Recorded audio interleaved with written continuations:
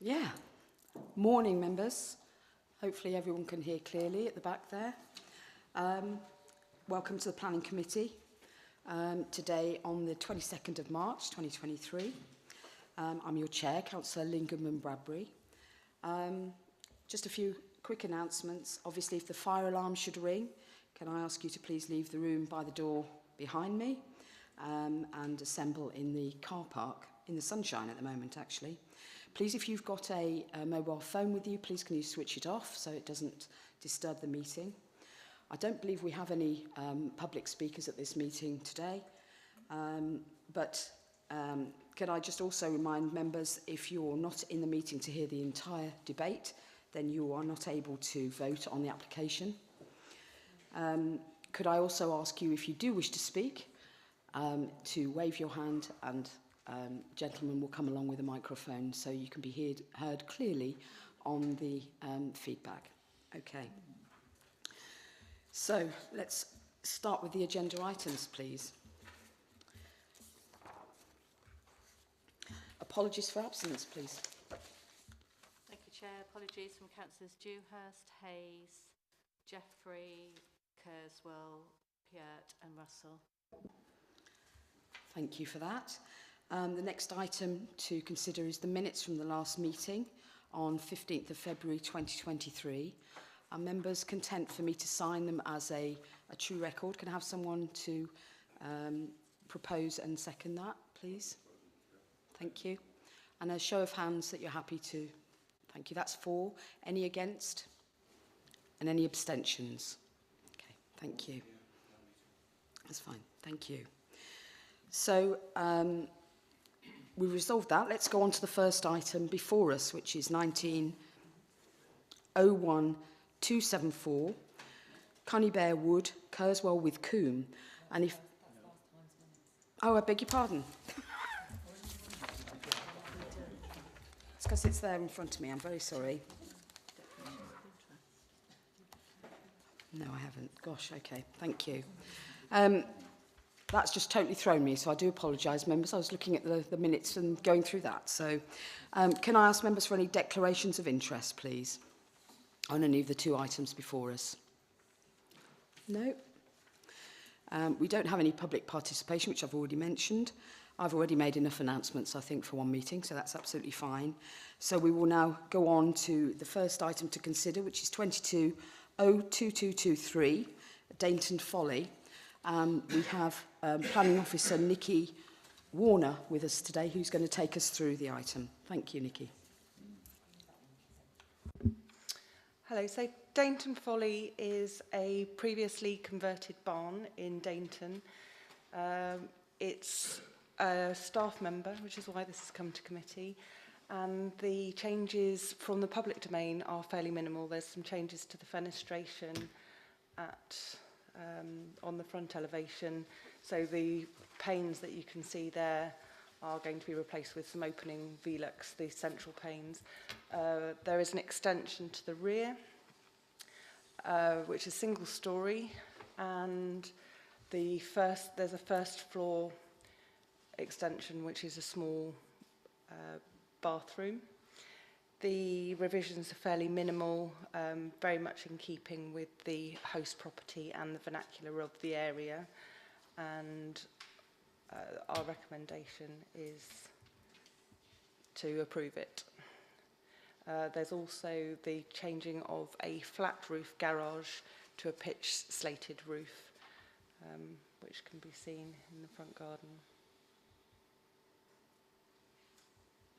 Okay, Nikki, that's it, yeah? Mm-hmm. Thank you. Obviously, as Nikki has mentioned, this is before us because it is a member of staff's property. So can I open up to members if there's any comments or any debate on this item, please? Councillor Clarence. Yeah, I'm just interested in the microphone's coming your way. Okay. Would the officers like to tell me, I see here in the approval, that provision should be made for bee bricks and with hedgehog holes. Or so. Whatever. I've never seen a bee brick or and hedgehog holes in it. What the heck is it? I mean, well, it's got a any modern sort of example? Thank you. I don't have any examples with me, but they are things that we can use as to help him. Easily obtainable. or They is are this gonna easily obtainable, yes. Send the it's a cost very, through the roof. No, it's a very easily obtainable, minimal cost addition that will help enhance biodiversity. I'm sure the bees will love it, and good luck to them. And, And we're only expecting that there would be maybe one, maybe two in the property. So it's I see. a bug hotel with lots of holes. Well, actually, I'm not even sure what bee bricks are, whether there's special requirements for bees. And the hedgehog hole is just about having a gap in the fence. So if you are putting up any new fencing, you make sure that there's a hedgehog highway so they can move between gardens. Oh, it's very commendable. Thank you. Thank you, Councillor Clarence. That we've all been educated by your question, so thank you. Thank you for that. Any other comments or points on that? Is anyone happy to propose this item? Thank you. Thank you, Councillor Parker. Okay. Okay, so if there's no further comments, we will go to the vote, please. Thank you. To approve as set out. 4.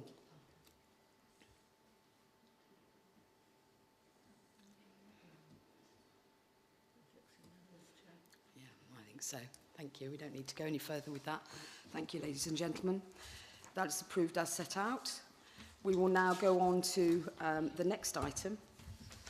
If I could please call the officer for this one, Steve Hobbs, Enforcement Officer. So they're just going to do a quick changeover. And over to you, Steve. Thank you.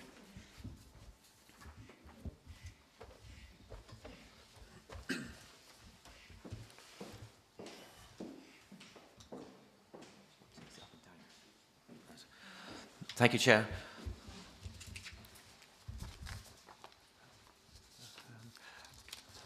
Firstly, I just wanted to confirm why the matter has been brought before the Planning Committee. It's just that the reason is that it's really regarding residential use of the caravans, and any action we take could make the occupants homeless, which is, I say, that's the reason it's been brought to the committee. There's not any other request in any other way. The site is, I've run through it quickly.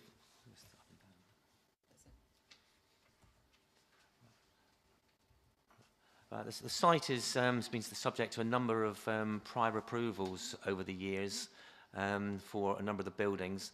I'll just go through a couple of the most recent one is the permission for converting this barn and this one into residential accommodation. I say it was granted by the prior approval, which is basically allowing it as the permitted development, but as part of that process, they have to agree the habitat regulations, which has been the sort of sticking point on this.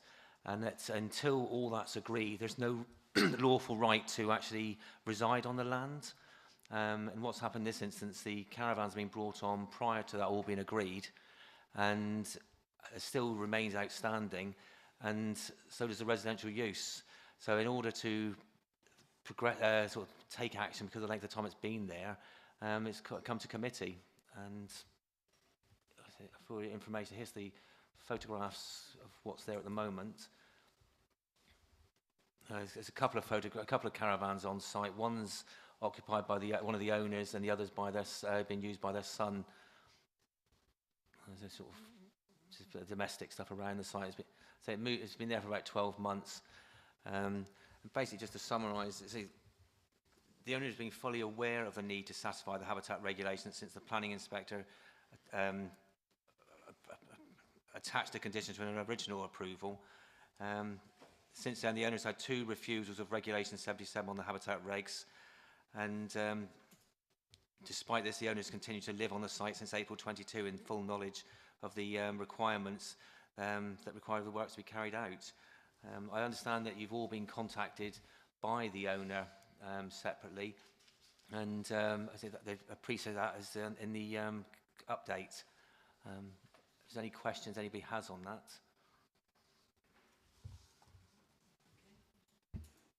All done? Okay.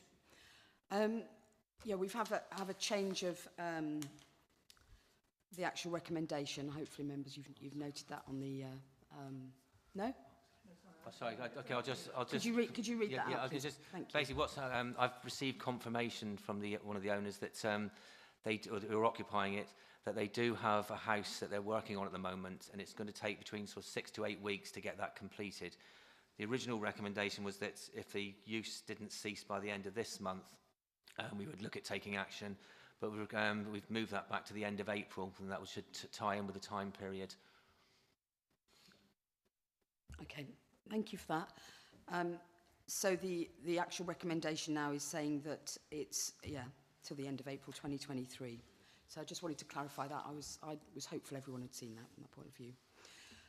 I've received a statement from the ward member who is, I'm not going to go through it all, but he's in full support of this action.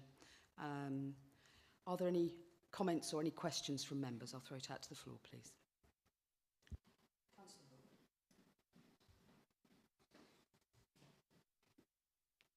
Thank you, Chair.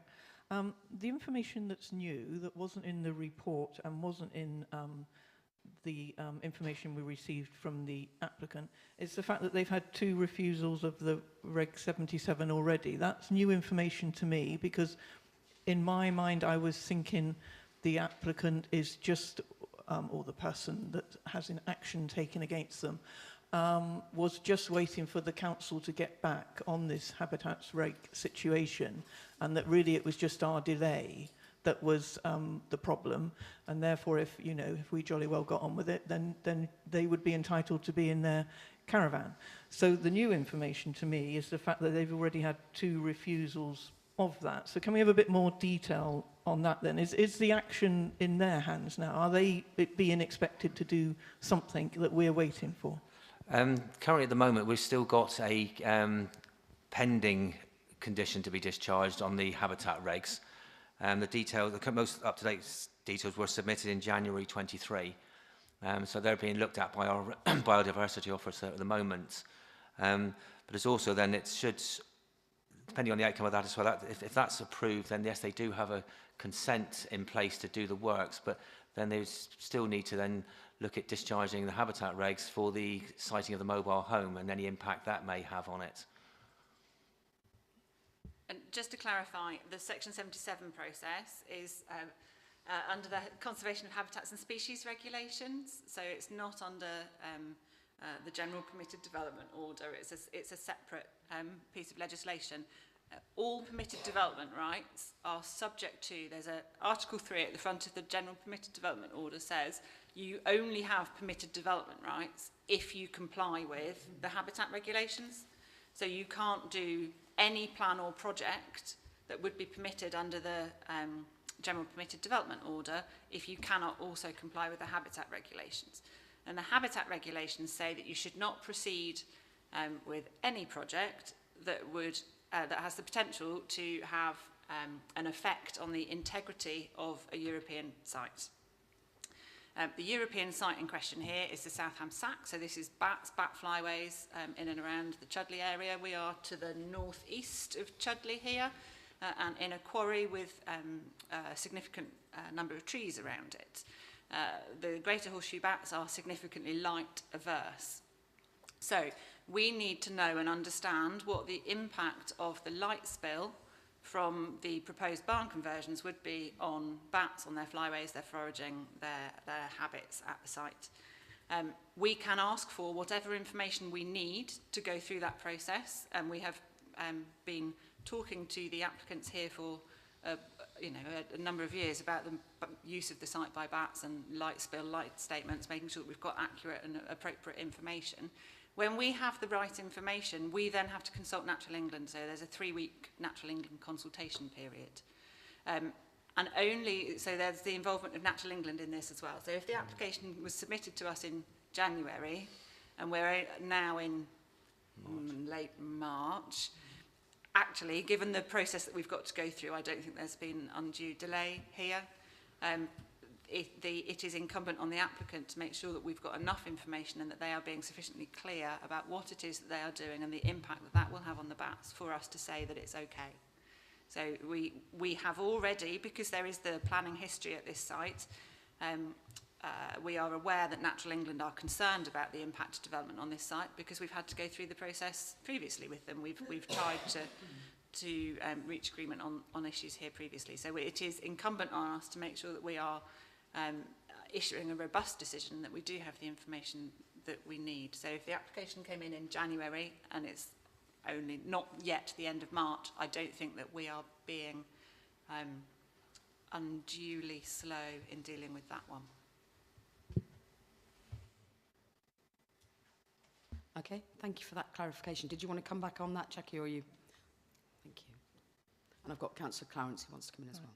Are you also saying then that even the caravans, they need to have that same, so you're saying the same, so in a sense they shouldn't be there for that reason also? Okay, no, I think that's a bit clearer. And if they do have a house to go to in 8 weeks' time, then that does alter it somewhat. Okay, thank you.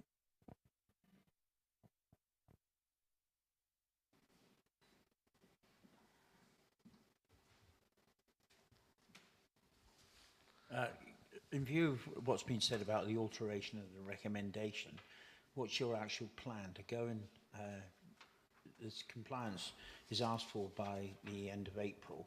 So is it your plan to visit the site in the first week in May and see what's happened, and then if things haven't been, if you're not happy with everything, are you going to bring it back to us at a future planning meeting then? Is that the plan of the way ahead? It wasn't. The idea is today is to get the authorisation that if it hasn't been complied with by that time period, then we serve a notice then. I see, a notice. But hopefully you'll have the home will be completed. Does it have a B brick? No, it's all right, I don't need you to answer. Even if they haven't moved off site by that point in time, it's really important that we have a notice in place, so that there is an end date and that this unauthorised use will be brought to an end. You know, even if that then means that there are appeals and other steps that we need to go through, it's really important that we get the notice in place, so that the length of time doesn't drag on any further, that we don't have a notice in place for an unauthorised residential use in the countryside. Thank you. Okay, any other questions or statements on this at all? No, The microphone's on its way. There you go. I'd like to move that is the course of action we take As set out. today, as set out. Thank you. Thank you. Sorry? Yeah, the revised, just to clarify, the revised recommendation. Yeah. Yes. By the end of April, we take action. Okay, thank you. Is anyone happy to second that? Councillor Clarence, thank you.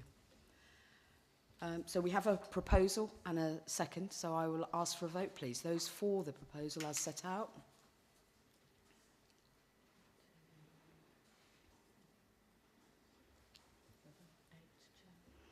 Okay, that's 8. And those against? Any abstentions? 3. Thank you. So that is carried. Thank you. Just some other business, members, before we come to the end of this meeting. Can I draw your attention to the appeal decisions? We just need to note that. Just offering any comments, if necessary. Anyone want to speak to the appeals decision? We're just here to note them. So, okay. Please, yeah.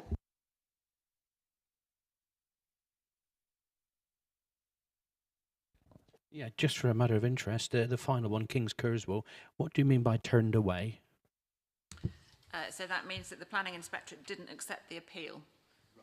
It might be because they were out of time, so there's a time limit on different decisions for when you can get an appeal made, or sometimes you have to be a specific category of person, so sometimes you have to have an ownership interest or something to be able to make an appeal, so not accepted by the planning inspectorate. Okay, thank you. So members, I'm not seeing anything to the contrary. Members happy for us to note the appeals as set out. We don't have any major planning decisions to go through. So with that, on that note, I will thank you for your attendance today and close the meeting. Thank you, members.